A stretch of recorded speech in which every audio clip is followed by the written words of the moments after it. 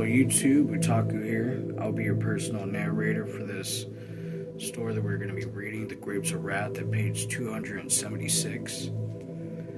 Make sure to grab your water and your eucalyptus. Alright.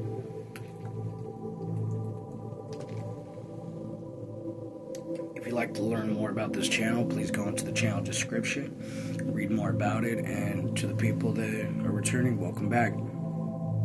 Let's begin the ritual. Clink, clink, clink.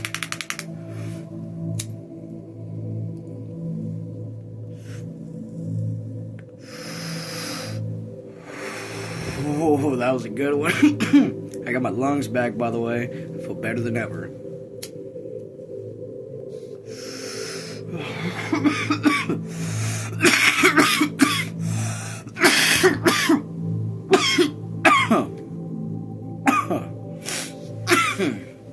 Alright, let's do this. Paragraph 2 of page 276 of The Grapes of Wrath. Alright. The contractor turned to the Chevrolet and called, "Joe!" His companion looked out and then swung the car door open and stepped out. He wore riding breeches and laced boots. A heavy pistol holster hanged on a cartridge belt around his waist. On his brown shirt, a deputy sheriff star was pinned. He walked heavily over. His face was set to a thin smile. "What you want?" The holster did back and forth on his hip. "Ever seen this guy before, Joe?" The deputy asked. "Which one?" "This fella." The contractor pointed to Floyd. "What'd he do?" The deputy smiled at Floyd. "He talking red, agitating trouble." The deputy moved slowly around to see Floyd's profile, and the color slowly flowed up Floyd's face. "You see?" Floyd cried. "If this guy's on the level, why would he bring a cop along?" "Ever seen him before?" the contractor insisted. Seems like I have. Last week when they were using a car lot, they busted into him. Seems like I seen this fella hanging around." "Yep." "Oh, sweat, it's the same fella." Suddenly the smile left his face. "Get in the car," he said, and he unhooked the strap that covered the butt of his automatic. Tom said, "You got nothing on him." "Good on Tom." "Thank you, Tom, for saying something." The deputy swung around. "If you'd like to go with him too, you just open your trap once more. There was 2 fellas hanging around that lot then." "I wasn't even in the state last week," Tom said. "Good on Tom." "Well, maybe you're wanted somewhere else. You keep your trap shut." The contractor turned back to the men. "See? You fellas don't want to listen. And these goddamn raids," points to Floyd, "troublemakers. They'll get you in trouble," as he continued to point at Floyd. "Now I could use all of you in Turkland County." He points his hand towards the rest of the men. The men did not answer. The deputy turned back to him. "Might be a good idea to go," he said. The thin smile was back on his face. "Board of Health says we gotta clean out this camp. And if you get around, you got the Reds out here, why, somebody might just get hurt. Be a good idea if all you fellas moved on to Turlurk. There isn't a thing around here to do. That's just a friendly way of telling you. Been a bunch of guys down here, maybe with some pick handles, if you ain't gone soon." Still, my body is getting used to reading this long. Talking fast, talking for long periods of time gives hiccups. I think it's ridiculous the body has that mechanism, but anyways. The contractor said, "I told you I need men. If you don't want to work, well, that's your business." The deputy smiled. "If they don't want to work, there ain't a place for them in this here country. We'll float them quick." I guess that means like they'll drown them. Floating is really bad. Floyd stood stiffly beside the sheriff, and Floyd's thumbs were hooked over his belts. Tom stole a look at him and then stared at the ground. "That's all," the contractor said. "There's men needed in Turlock County. Plenty of work." Tom looked slowly up at Floyd's hands, and he saw the strings at the wrist standing out under the skin. Tom's own hands came up and his thumb hooked over his belt. "Yeah, that's all. I don't want one of you here by tomorrow morning." The contractor stepped into the Chevrolet. What a freaking ass. "Now you," the deputy pointed to Floyd, "you get in the car." He reached a large hand up and took hold of Floyd's left arm. Floyd spun and swung with one movement. His fists splashed into the large face. "Ooh, okay, Floyd." His fist splashed into the large face, and in the same motion, he was away, dodging down the line of tents. The deputy staggered, and Tom put out his foot for him to get tripped over. The deputy fell heavily and rolled. Reaching for his gun, Floyd dodged in and out of sight down the ways. The deputy fired from the ground.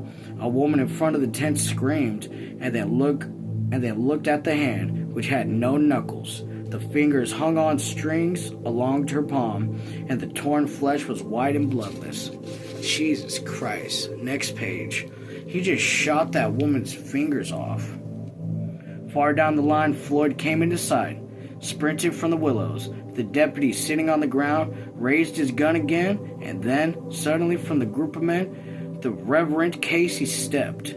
He kicked the deputy in the neck and then stood back at the heavy man crumpled into unconsciousness. "Holy shit, Casey! You just fucking knocked out a cop!" The motor of the Chevrolet roared and it streaked away. Churning into the dust, it mounted onto the highway and shot away. In front of the tent, the woman stood, looked at her shattered hand. Little droplets of blood began to ooze from the wound, and a chuckling hysteria began in her throat. A whining laugh that grew louder and higher with each breath. Yeah, this bitch is fucking... She's gonna lose it. I gotta smoke after that. That's fucking crazy. Oh my gosh. She just got her hand shot off and she's laughing about it? People were built different back then. Jesus Christ. Fuck that deputy sheriff. Fuck that dude in the fucking Chevrolet. Honestly, it would have probably been better for them to just leave them alone that night. Literally went in there to cause trouble, and trouble found them. Oh, that deputy's gonna get hell raised. That contractor's a pussy for leaving him behind. Alright. By the way, smoke session. I love doing that. Doing that little ghost thing. It took me many years to perfect that. But not the I can't do the O's like how I used to. I heard like people the O's out their mouths. Very clean. Anyways.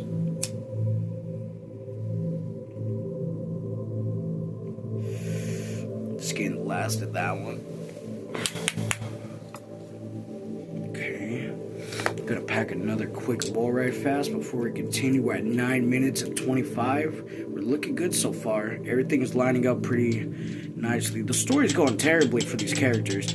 There's nothing good happening as far as like the characters being given good opportunity, because that sheriff's a real POS. Honestly, that is just awful. I can't believe he shot that woman's hand. I really can't believe that, like, he just wants to terrorize people that bad that he's willing to, like, be that neglectful as to fucking pop. Imagine somebody being so neglectful as to pop his fingers off. Maybe he wouldn't like that so much, but was sitting there about to start still shooting, even probably after hearing that woman scream. Didn't care about that woman screaming.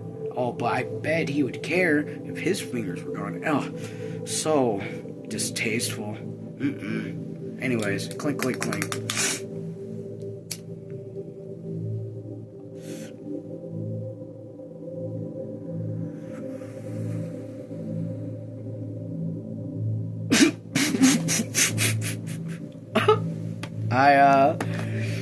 I play a little bit too much sometimes, ladies and gentlemen. Alright, a little water break.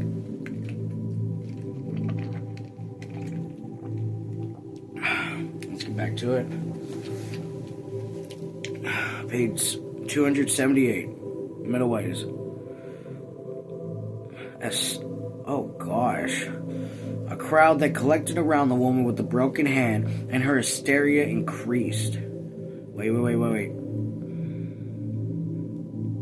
Yeah, here we go. I skipped a chapter. Hold on. The deputy laid on his side, his mouth opened against the dust. Tom picked up his automatic, pulled out the magazine, and threw it into the bush. He ejected the live shell from the chamber. "Fella like that ain't got no right to be holding a gun," Tom said, and he dropped the automatic to the ground. A crowd had collected around the woman with the broken hand, and her hysteria increased. A screaming quality came into her laughter. Oh, God. Casey moved close to Tom. "You gotta get out," he said. "You gotta go down to the willows and wait. You didn't see me kick him in, but you did. But he seen you stick out your foot." "I don't want to go," Tom said. Casey put his head close. He whispered, "They'll fingerprint you. You broke parole. They'll send you back." Tom drew his breath quietly. "Jesus, I forgot." "Go," Casey said. "Go quick, for they come for you." "I'd like to have his gun," Tom said. "No, leave it. If it's all right to come back, I'll give you four high whistles." Tom strode away casually, but as soon as he was away from the group, he hurried in steps, and he disappeared among the willows and lined the river.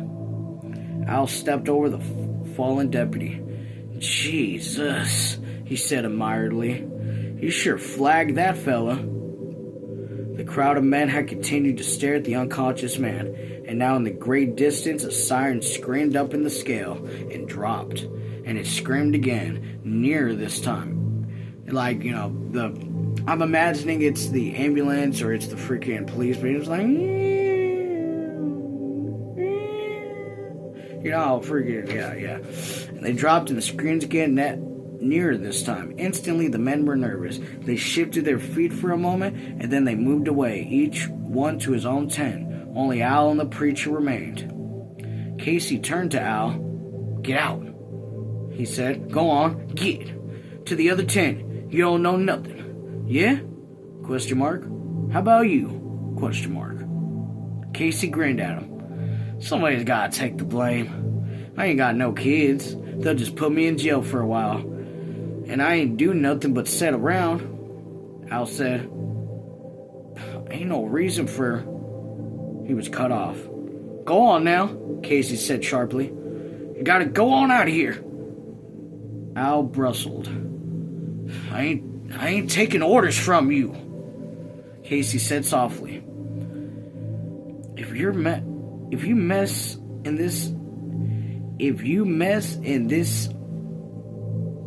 in this, your whole family, all your folks, gonna get in trouble. I don't care about me, but your ma and your pa, they'll get in trouble. Maybe they'll send Tom back to McAllister." Al considered it for a moment. "Okay," he said. "I think you're a damn fool, though." "Sure," said Casey. "Why not? Question mark. The siren screamed again and again, and always as it came closer, Casey kneeled beside the sheriff and turned him over. The man groaned and fluttered his eyes as he tried to see. Casey wiped the dust off his lips.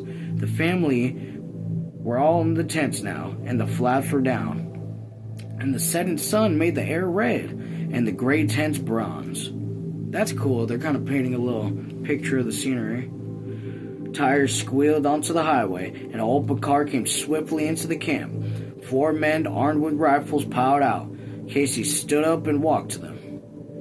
"What the hell's going on here?" said the officer. Casey said, "I knocked out one of your men there." "What the fuck? Casey, I know you're a fucking, you could have lied.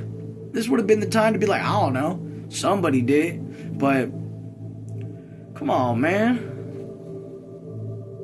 You don't have to do this to yourself."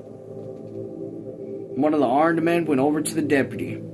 He was conscious now, trying weakly to sit up. "Now what happened here? ? "Well," Casey said, "he got tough and I hit him. And he started shooting, hit a woman down the line, so I hit him again." "Well, what'd you do in the first place?" "I talked back," said Casey. Fucking piece of shit. 280. Or page 280. The officer said, "Get in the car." Casey said, "Sure."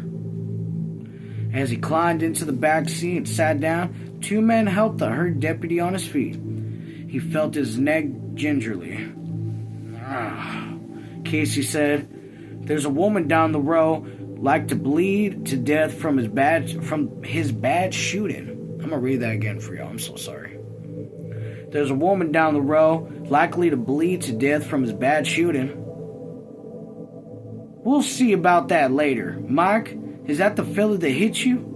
The dazed man stared sickly at Casey. "Don't look like him." "It was me, all right," Casey said. "You got smart with the wrong fella, you know." Mike shook his head slowly. "You don't look like the right fella to me. By God, I'm gonna be sick." Casey said, "I'll go through no trouble. You better see how bad that woman's hurt." "Where is she? ? "The tent right over." The leader of the deputies walked over to the tent. Rifle in hand, he spoke through the tent walls and went inside. For a moment he came out and walked back, and he said a little proudly, "Jesus, what a mess that 45 done made." They got a turquoise... Wait, what is this word? Hold on. They got a tourniquet on. We'll send a doctor out. Alright, I don't know what this word is. It is TOURNIQUET. I'll be looking that word up later, but for anybody interested in what I was struggling with, there it is. 2 deputies sat on either side of Casey. The leader sounded his horn. There was no movement in the camp. The flaps were down tight and the people in their tents. The engine started and the car swung around and pulled out from the camp. Between his guards, Casey sat proudly. Not the preacher. Damn. The preacher. Okay. Between his guards, Casey sat proudly, his head up and stringy muscles on his neck, prominent. On his lips there was a faint smile, and on his face a curious look of conquest. That is weird. A curious look of conquest. I wonder what that looks like on him. I'm gonna check out the movie after I read this book, but we still got many ways to go. Alright. Conquest. When the deputies had gone, the people came out of the tents. The sun was down now, and the gentle blue evening light was in the camp. To the east of the mountains were still yellow with sunlight. The woman went back to the fires that had died. The men collected a squad together and talked softly. Al crawled from under the jolted tarpaulin and walked towards the willows to whistle for Tom. Ma came out and built her little fire of twigs. "Paul," she said, "we ain't gonna have much when it's so late." Pa and Uncle John stuck close to the camp, watching Ma peel potatoes and slice them raw into a frying pan of deep grease. Paul said, "Now what the hell made the preacher go do that for? ? Ruthie and Winefield crept close and crouched down to hear the talk. Let's go get a little water break.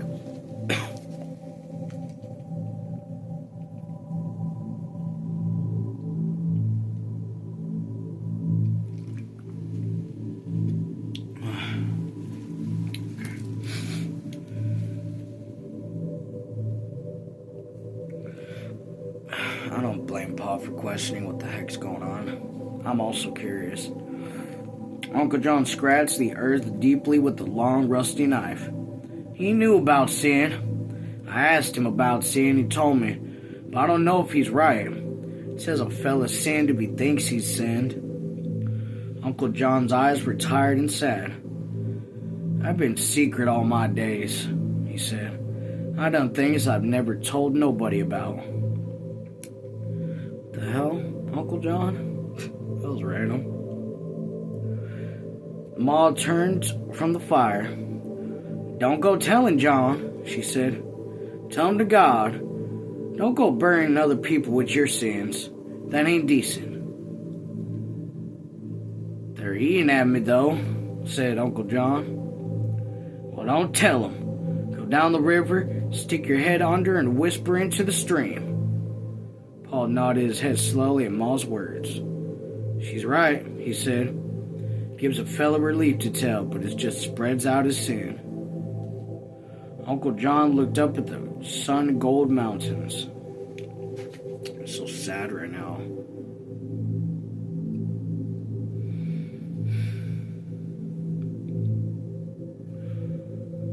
Uncle John looked up at the sun-gold mountains, and the mountains were reflected into his eyes.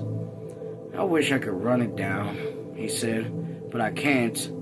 She's a biting into my guts. Behind him, Rose and Sharon moved dizzily out of the tent. Where's Connie?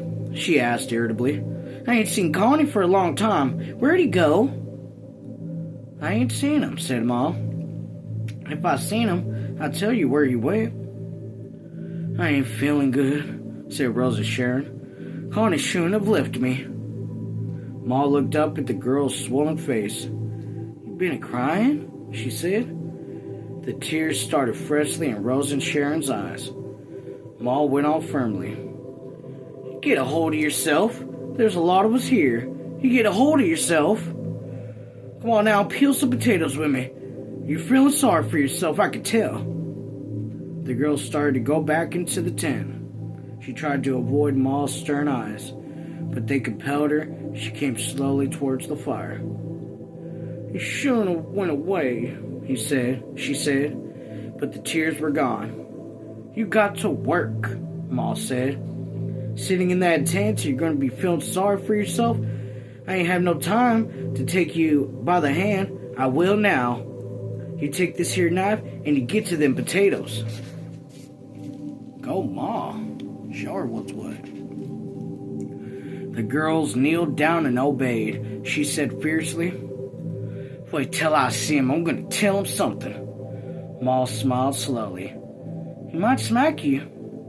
You got it coming with that whining and crying and candying yourself. If he smacks some sense in you, he'll bless him. I'll bless him on it. The girl's eyes blazed with resentment, but she was silent. Uncle John pushed his rusty nail deep into the ground with his broad thumb. I gotta tell, he said. Paul said, Well, tell then, goddammit. Who'd you kill? Uncle John dug into his thumb. My bad, my nose is just a little itchy. Uncle John dug into his thumb into the watch pocket of his blue jeans and scoped out a folded dirty bill. He spread it out and showed it. $50. Steal her? Asked Paul. No, I just had her. Kept her out. She was yours, wasn't she? Yeah, but I don't have no right to be keeping her like that. I don't see much sin in that, Ma said. It's yours. Uncle John said slowly. I ain't only keeping her out to get drunk. I know there was gonna come a time when I get to get drunk, when I get to hurrying inside and I get to get drunk, figuring time wasn't yet. And then the preacher went and gave himself to save Tom right now. Paul nodded his head up and down and cocked his head to hear. Ruthie moved closer, like a puppy, crawled on her elbows, and Winefield followed her. Rose and Sharon dug with their deep eyes into the potatoes and pointed with their knife. The evening light deepened, and beside and beside became more blue. Mal said in a sharp, matter-of-fact tone, I don't see why him saving Tom got to get you drunk. John said sadly, can't say her. I feel awful. I done her so easy.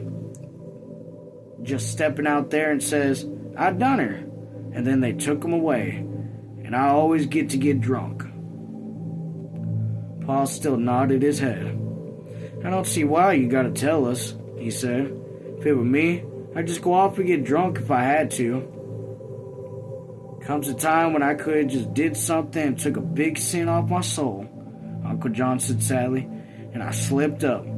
I didn't jump on her, and she got away. Looky, he said. You got the money. Give me $2. Paul reached reluctantly into his pocket and brought out the leather pouch. You ain't gonna need no $7 to get drunk. You don't need to drink the champagne water. Uncle John held out his bill. You take this here and give me $2. I can get good old drunk from $2. I don't want no more sitting wasted on me. I'll spend whatever I got. Always do.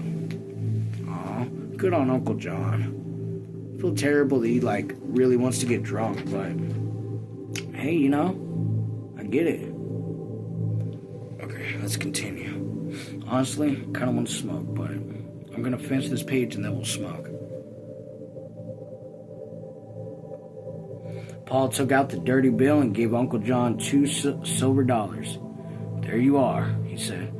Philly's got to go do what he got to go do. Nobody don't know enough to tell. Uncle John took the coins. You ain't going to be mad, huh? You know I got into? Christ, yes, Paul said. You know what you got to go do. I wouldn't be able to get through the night no other way, he said. He turned to Mom. You ain't gonna hold her over me, are you? Ma didn't look up. No, she said softly. No, you go. Get on now. He stood up. Man, I love this family. They're just so kind. They're so understanding. They're so passionate about their morals. And gosh, man, I gotta smoke. I can't even make it through this chapter. Hold on. I am smoking because that is the kindest thing I've ever seen a family do. Gave up their food, gave up themselves to save other people. I was like, I could help this family right now. Click, click, click. It's bad on Uncle John for wanting to go get drunk with the little money that they do have. Like, honestly, dude, just pull yourself together. You could go get drunk when the family's a little more secure. You got a pregnant woman right now. I know she's not your pregnant one, but I'm just saying, dude, like, they might die because of this. You don't know. Somebody might actually die because that $2 was spent on you getting butt. I get it. I really do get it. You can't get through the night without it. That's the realest shit I've ever heard.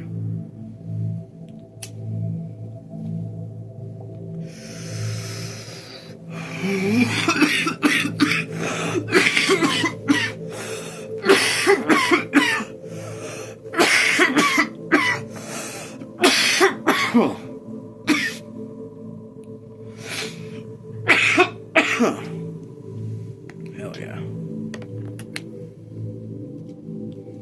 Water.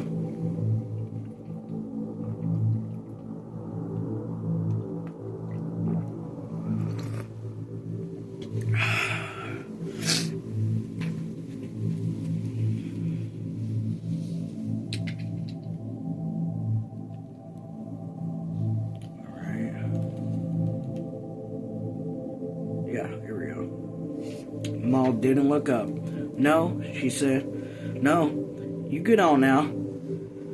He stood up and walked forlornly. Ooh, that's a good word. Walked forlornly away into the evening. He walked up to the concrete highway and across the pavement to the grocery store. In front of the screen door, he took off his hat, dropped it into the dust, and grounded it with his heel in self-abasement. Abasement. As he left his black hat there, broke and dirty, he entered the store and walked to the shelves, where the whiskey bottles stood behind wiring nets. Pa and Mom and the children watched Uncle John move away. Rosa Sharon kept her eyes resentfully onto the potatoes. Poor John, Ma says. I wonder if it would have done any good if... No, I guess not. I never seen a man so drove. Ruthie turned onto her side of the dust. She put her head close to Winefield's head and pulled his ear along her mouth. She whispered, I'm gonna go get drunk.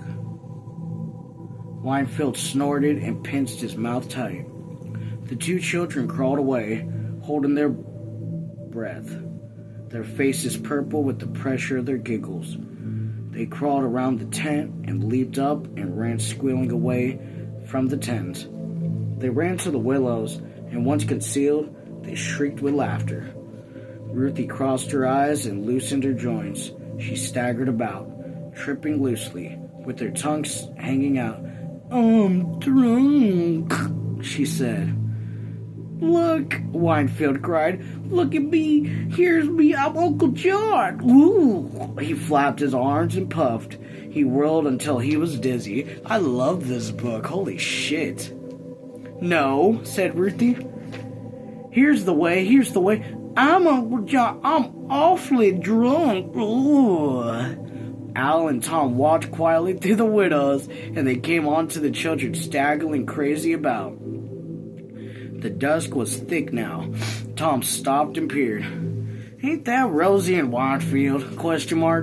What the hell's the matter with them? They walked near. You two crazy? Tom said. The two children stopped, embarrassed. We was just playing, Ruthie said. That was with the exclamation and the ? So, we was just playing, Ruthie said. It's a crazy way to play, said Al. Ruthie said pertly. P-E-R-T-L-Y, pertly. It ain't no crazy. There's a lot of things going on here. Al walked on. He said to Tom, Ruthie's working up to kicking in the pants. She's been working up for a long time. About due for her. Ruthie mussed her face at his back, pulled out her mouth with her forefingers, slobbered her tongue at him. Al raged him in every way she knew, but Al did not turn back to look at her. She looked at Winefield again to start the game, but it had been spoiled. They both knew it. That's what they get. Silly kids. Let's go down the waters and duck our heads, Winefield suggested. They walked down the willows, and they were angry at Al. Al and Tom went quietly into the dusk. Tom said, Casey shouldn't have done that. I might have known, though. He was talking about he ain't done nothing for us. He's a funny fella, Al. All that time thinking. Comes from being a preacher, Al said. They get all messed up with stuff. I don't feel like the preacher was messed up for doing that. I think he just took somebody needed to stop that chaos. Honestly, that sheriff, that deputy, they were right on the money to sit there and be like, yo, he should not be having this in his hands. And, the leader of the deputies didn't even care. He was laughing about it. He was like, yeah, we'll send a doctor out. It's like, you ain't even mad at that dude? Anyways, that just really, grinding my gears.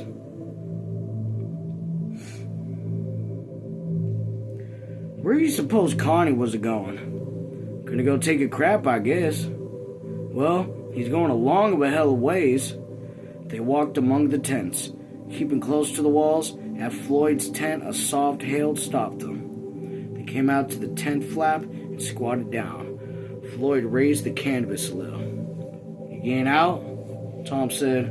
I don't know. Think we better. Floyd laughed sourly.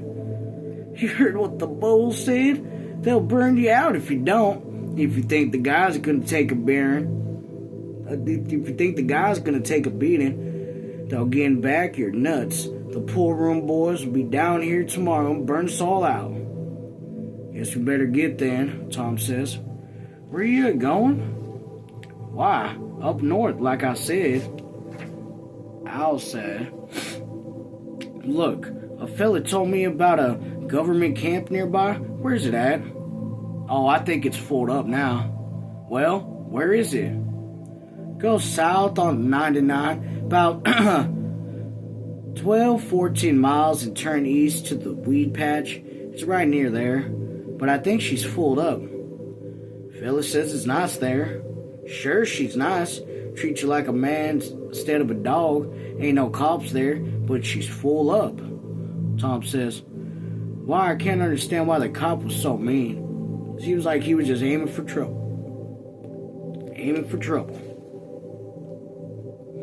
Seems like he was poking a fella to make trouble. Come on, buddy. Keep it together. Out of water, too. Shit.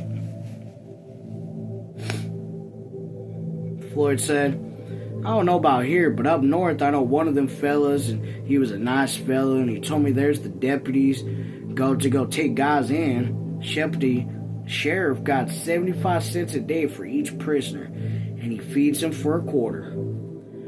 If he ain't got prisoners, he don't make no profit. This fella says he didn't pick up nobody for a week, and the sheriff told him he better bring in guys or give up his budding. This fella today sure looks like he was out to make a pinch one way or another. We gotta get on, Tom said. So long, Floyd. So long. Probably see you. Hope so, at least. Goodbye, said Al. They walked through the dark gray camp to the Joel tent. The Joel tents. Yes, sir. We'll finish out this page and we're going to call it here. The frying pan of potatoes was hissing and spitting over the fire. Mom moved the thick slices about with the wooden spoon. Paul sat nearby, hugging his knees. Rosa Sharon was sitting under the tarpaulin. It's Tom, Ma cried. Thank God and Christ. We gotta get out of here, said Tom. What's the matter? ? Well, Floyd says they'll be burning the camp tomorrow, Tom said. What the hell for? Pa asked. We ain't done nothing. Nothing. Besides beat up a cop, said Tom. Well, we never done it. From what the cop asked, they want to push us all along. Rosa Sharon demanded. Have you seen Connie, Tom? Yeah, said Al. Wait to hell and go up the river. He's going south. Was he going away? I don't know. Maul turned to the girl. Rosa Sharon, you've been talking and acting funny. What'd Connie say to you? I kind of want to know, so I'm going to keep reading. Rosa Sharon said sullenly, said it would have been a good thing if he stayed home and studied up tractors. They were very quiet. Rosa Sharon looked up at the fire and her eyes glistened in the firelight. The potatoes hissed sharply at the frying pan. The girl sniffled and wiped her nose with the back of her hand. Paul said, Connie wasn't no good. I seen that for a long time. Didn't have no guts. Just too big for his overalls. Rosa Sharon got up and went to the tent.